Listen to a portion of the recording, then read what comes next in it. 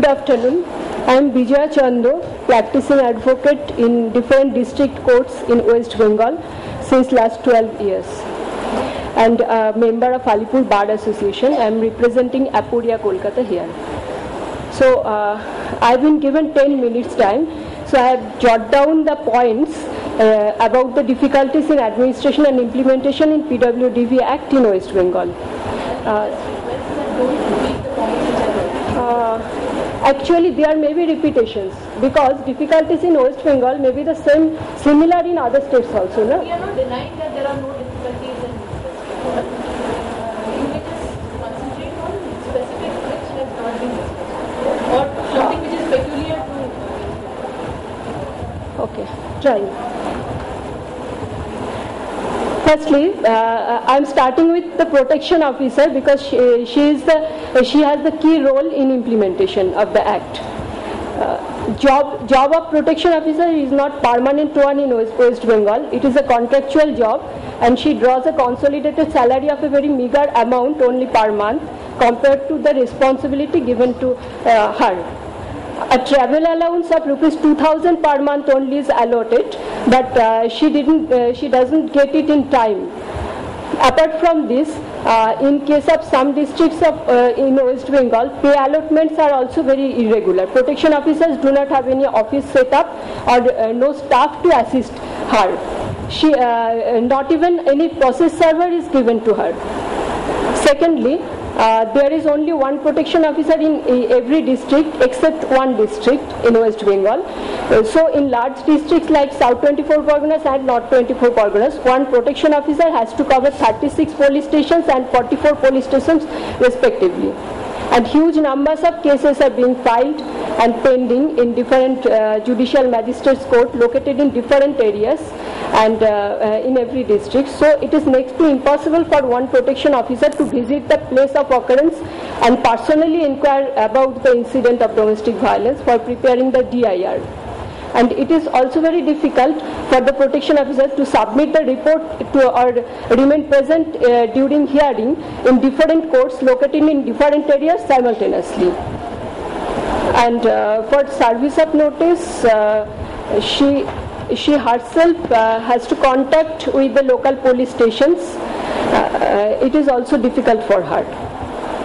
And no government vehicle is also provided to her, and sometimes she has to bear the expense of traveling on her own. Due to overload of work and lack of sufficient time, preparation and submission of report of protection officer is delayed, which ultimately delays the whole proceeding. And they are not trained, so they lack sufficient knowledge or awareness about the statute or the court proceeding. Again, the service provider under section 10 of the Act is not present in West Bengal because the government has not yet engaged in any service provider. And lastly, presenting application to the magistrate by the aggrieved person or by any other person on behalf of the aggrieved person should be the last recourse according to the Act. But in West Bengal, only one case, one protection officer in the district of Bardhaman has filed case herself. So the complainant has to bear the legal expenses and other expenses as well when she go to court and file a case herself.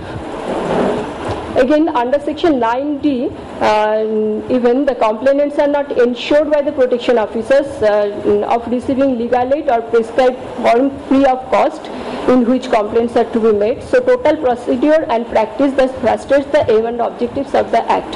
Secondly, the role of police stations.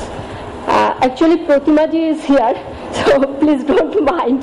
This is our everyday experience with West Bengal police. Role of police stations is not up to the mark. Excepting a few police personnel, it is the habitual practice of police officers in West Bengal to harass common people or not to listen to them. So duties of police officers as enumerated in under section 5 of the Act are rarely fulfilled by them. If any cooperation is received from any good police officer, it is beyond expectation of the aggrieved person. Next.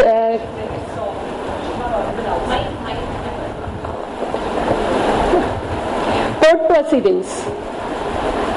Same complicated procedure is followed for the cases under this Act in court as for the cases in other common criminal law. Time frame for such cases is completely ignored by the court and its staff. In West Bengal, magistrates are reluctant to pass ex parte order under Section 23, subsection 2 of the Act. So, in no cases, immediate relief is available to the needy aggrieved person. Fourthly, in no case in West Bengal, the first date of hearing is taken within 3 days of receipt of the application by the court of the, or the application is disposed of within a period of 60 days from the date of its first hearing as per Section 12, subsection 4 of the Act. In some cases, some courts, in fact, after filing the case, it takes 3 days to reach the record to the transferee court only. And the date of hearing is fixed according to the space available in the court diary. Prayers for adjournment by the respondents are also frequently allowed, which further delays the matter.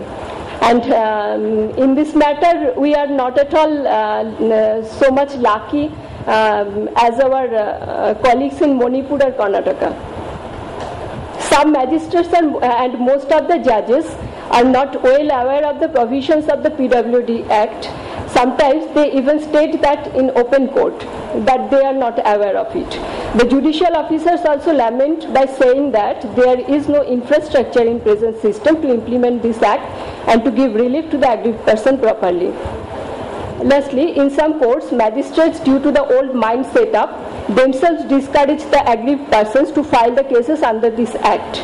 For example, in Kadip Court and Diamond Harbour Court in South 24 Parganas, magistrates doesn't want to receive application, actually don't allow them to file application under this act.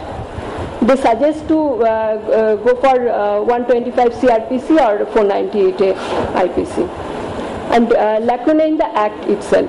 While interim order is passed in most of the cases, respondents filed appeal against the said order under Section 29 and get the proceedings in lower court stayed.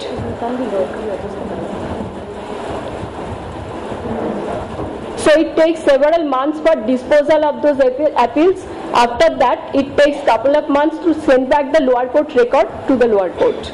Then only the final hearing happens.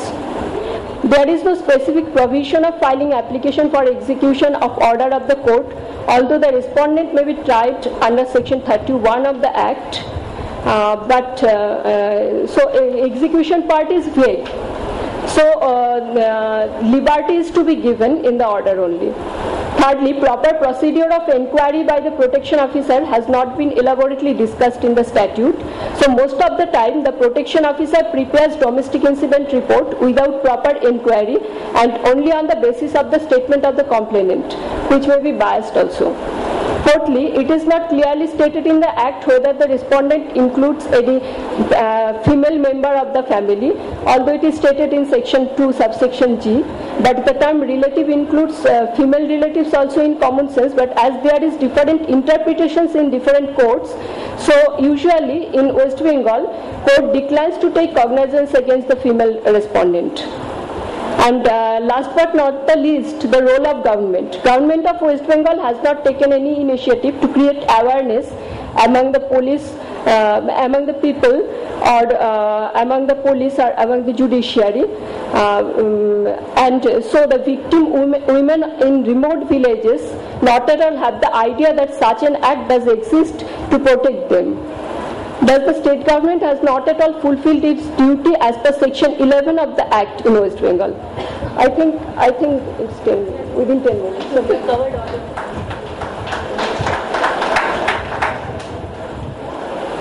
Thank you. Ms. Sana Limbi.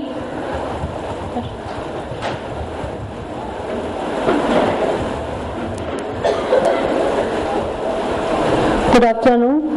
I'm Sanalini TP from Assam. I work with SDS in their Women in Governance project. Assam is not different. I won't repeat those points we have already mentioned. Just one thing I want to say that in Assam there is no separate budgetary allocation for implementation of the for this act. So challenges arises from there itself. So since there is no fund, there's lots of difficulties faced by the implementing the agencies, and there are 27 districts, but only from my knowledge, only in Kamrup district, that is in Guwahati, is implemented. Try to implement it properly, because that protection officer is quite active and she is quite friendly with HRL and Guwahati chapter. And maybe the presence of HRL team make them active. So they are doing very well, but in other districts the situation is very bad. Nobody there is no awareness, so nobody knows that if they don't go to a protection officer, they can use other means also, that they can go directly to magistrate. They don't have this idea. So this is not implemented in other districts. So they are so the government may say that there is no reported cases, there is no domestic violence, but domestic violence is happening, but there is no reported cases, and there is less coordination among the service providers. And there are officially there may be some service providers, but the protection officer himself or herself doesn't know that those are really working, or who are they. In Guwahati itself, in main area also, only 3 or 4 service providers are actively working, but the list is quite long, it's 13-14. But only 3 for HRL and some 3-4 are working, doing well. And legal services authorities, if the HRL and this type of NGOs are very hard to find there, because only HRL and one more organization is who are directly related with law background, who are directly giving legal assistance. But there is provision in Legal Service Authorities Act that the women can be given free legal services. But people doesn't know, and Legal Service Authority also never bothered to spread this awareness, or they try themselves, they didn't give any effort to make an awareness that they can come directly and they can get their release through Legal Services Authority. So this is one of the main reasons of the failure of this act in Assam. I say this is failure because only in Guwahati, because of that protection officer, she is very active. For that reason only, on the presence of HRL team, it makes very easy, because HRL team is always very busy day and night with dealing with the DV cases, because no other lawyers are involved in this. From our knowledge, only 2-3 organizations are there. So I request HRL team to, if they can spread their network in other zones of Assam, not for a long